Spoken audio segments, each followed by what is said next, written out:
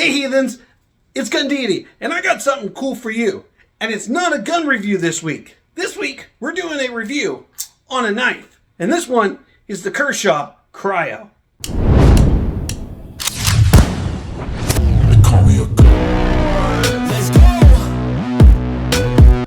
Hey heathens, it's Gundini, and this week we're changing it up a little bit. We are going to expand the channel into other things besides just gun reviews. And as a gun enthusiast, I like a lot of other things that I know a lot of you guys do too. So we're going to expand this channel a little bit, and we're going to get into some things that I think you guys might like as well. Today, we are going to do a review on a knife. And this one is from Kershaw. This is the Kershaw Cryo. It's a nice little assisted opening drop point knife that I think you guys might be interested in as well. So we're going to get into some close-up details of it and see what you guys think. All right, guys, this is the Kershaw Cryo. It is a knife designed by Rick Hinderer here in the United States, made in China. I know, unfortunately, made in China. But, you know, that's what keeps the cost down on this guy. This is a stainless steel knife coated in a titanium carbonitride finish, which makes it kind of a matte finish, but very sleek and smooth. Very easy to, very nice finish to it, and very rust resistant, of course. Now, the blade steel on this guy is a 8CR13 MOV. So it is a not the strongest steel in the world, but it is easy to sharpen, and it will hold an edge long enough for what you need it for. I've been using it for about 2 weeks, opening boxes, things like that, and it hasn't dulled up at all yet for me. It still works just fine and can cut paper still pretty well. So it's doing pretty well for what I need it for, and I haven't had to sharpen it yet. This is an assisted opening knife, which means it's got a spring inside of it to flip that bad boy open. So I know some states don't like assisted opening knives.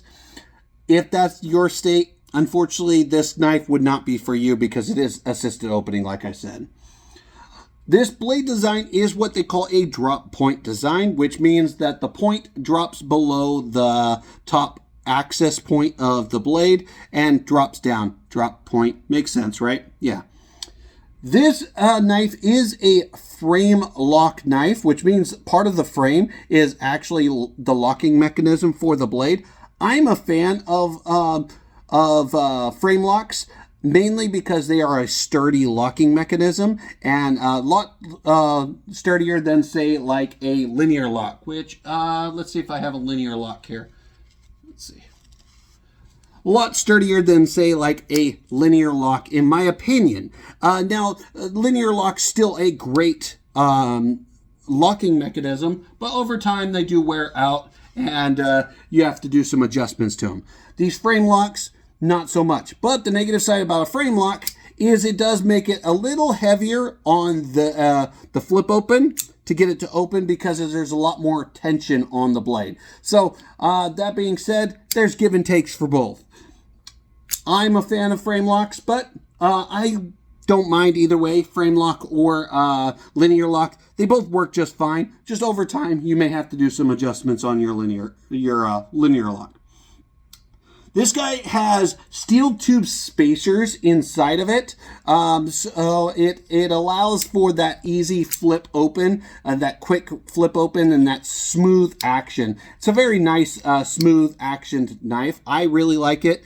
Like I said, it's fast, it's a very smooth operating, and it's a pretty sturdy knife so far. Like I said, I've only had it for about 2 weeks and put it through daily use carry. This is a pocket knife, of course. So what's important on a pocket knife is the pocket clip. Now, this is a deep carry pocket clip. So as you can see, that clip goes deep inside your pocket well and allows you to carry it as deep as you'd like. This does have 4 different positions on it. So you can carry it on your, let's see, that would be your right side of the knife, your left side of the knife, tip up or tip down, whichever you prefer, and it's on both on all sides. It does also have that little lanyard loop if you like to attach lanyards to your knives. That's an option for you.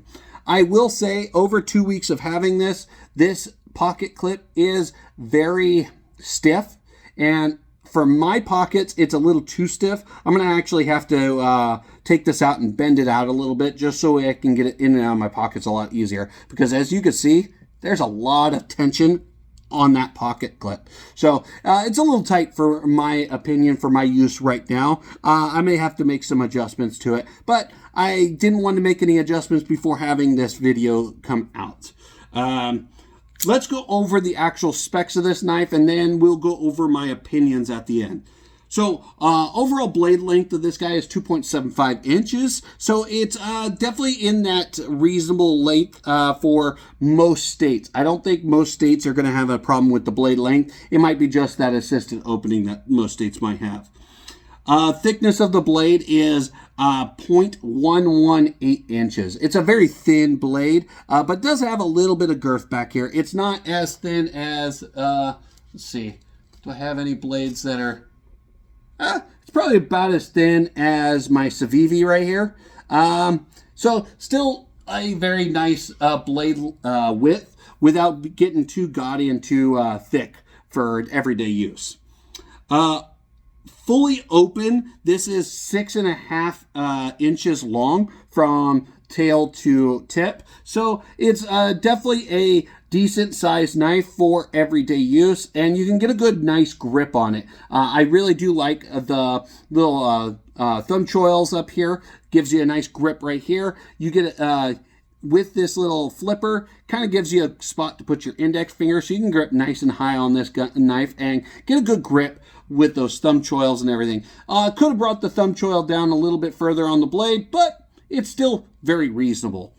And it's got a little bit of texturing on that front strap too. It kind of makes it nice, gives you a nice grip, because this is very slippery. It's not no G10 or anything like that. So this is a very slippery thing. So I'm assuming with some sweat, that might get a little bit slippery.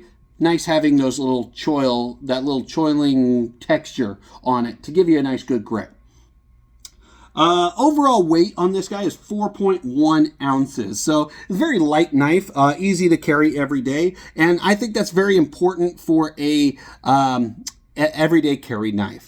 Something light that you can throw in your pocket and you don't really have to worry about it. It's not the lightest knife in the world, which is actually also good because you won't forget it in your jeans when you go to throw your jeans into the wash. So not likely to go through the wash by accident. So that's a good thing.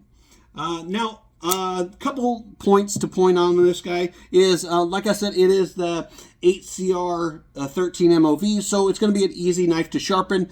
It won't be the best for like prying or anything like that. It is a softer steel in that aspect, but you should be able to keep this nice and sharp and easy to work with. So good for an everyday carry. Maybe not the best tool for the job if you are out there doing some heavy operations with your knives. But if you are like me, who just pretty much opens boxes every day, this knife is perfectly good for you. It's got the paint job that's on it is a very corrosive resistant, so you won't have to oil this knife down on a regular basis, which is actually kind of nice for an EDC. I don't know about you guys, but my EDC knives don't get the best care in the world. That's me. And but yeah, that's a quick overview of this. Let's go ahead and swing up top and give my final first thoughts on this. All right, guys, so final first thoughts on the Kershaw Cryo.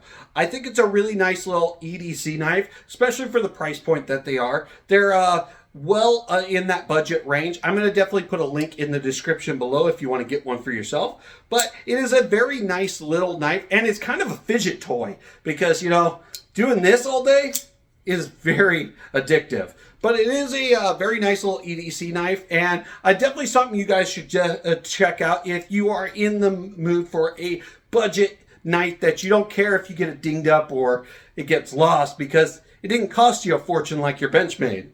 But definitely a nice little knife and something I like, and definitely a knife that I've been using as an everyday carry for the last 2 weeks. So it works perfect for what I need it for. Now, if you're the guy who goes out into the wilderness and uses their everyday carry knife to split wood and I don't know, dig trenches. I've seen guys do that with knives. Not a good option for you.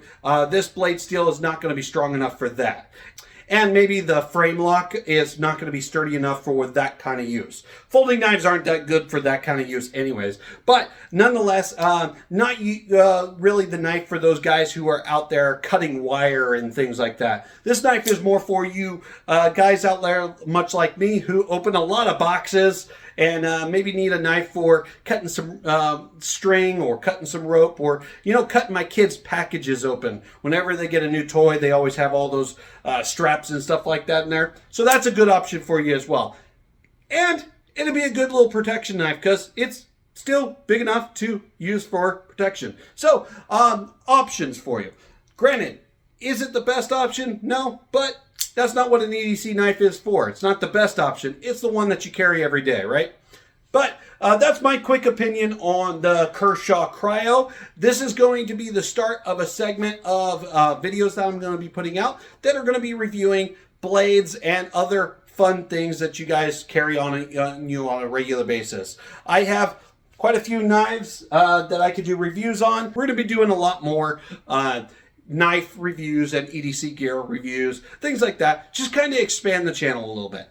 The channel is going to go through some big changes here in the near future in the aspect that we are going to expand the channel into a lot more things than just gun reviews. If you guys are here for gun reviews, don't worry. Gun reviews are still going to be a primary source of this channel, but we are going to expand it a little bit and make it a little fun for everybody. And, you know, hey, maybe you'll learn something down the road, because I do have some really interesting videos on some of these guys right here on my shirt. So definitely stay tuned. And if you want to get one of these shirts for yourself, this is the Disciples shirt. It is a pretty neat little shirt that I made, kind of a play on that Last Supper painting with Moses in the center. I know Moses would not approve, but that's okay. Nonetheless, it's a cool little shirt. Lots of different merch down in the links in the description below, or check out the shop right in the description below. Other than that, if you guys like this content, go ahead and hit like, subscribe if you haven't, hit that bell icon so you can see the next video that comes up, because YouTube has a way of not telling my subscribers that I've dropped a new video. So go ahead and hit that bell icon. And as always, guys, I'm Gundidi, and I'll see you heathens for the next one. I got a God complex. Haters love to hate, but I never feel pressed. Got a lot on my plate, but I never get stressed. I'll take all the pressure like I'm acing this test. And like a damn Freemason, I'll run this nation. They call me a